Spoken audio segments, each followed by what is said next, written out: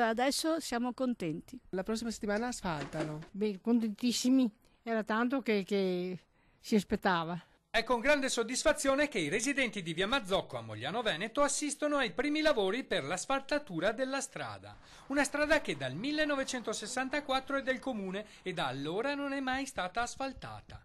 Ora i residenti, dopo tante lotte, tirano un sospiro di sollievo. Dopo tante sollecitazioni, prima per l'asfaltatura ma anche per la manutenzione ghiaia. Alcune buche in questa strada arrivavano anche a 12 cm di profondità, creando notevoli disagi per le 20 famiglie interessate dal problema. Nel giugno dell'anno scorso una betoniera, a causa della banchina cedevole, si era rovesciata con il suo carico di cemento. Ma non solo, proprio quelle buche erano state prese a causa per la minacciata sospensione delle cure a domicilio di un'anziana residente nella via.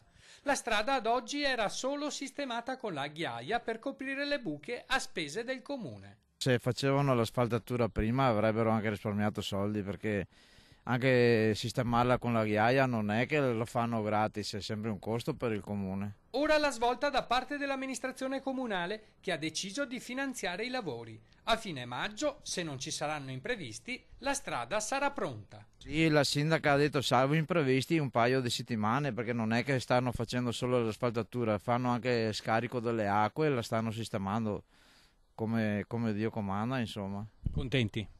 Sì, adesso sì, diciamo che siamo contenti.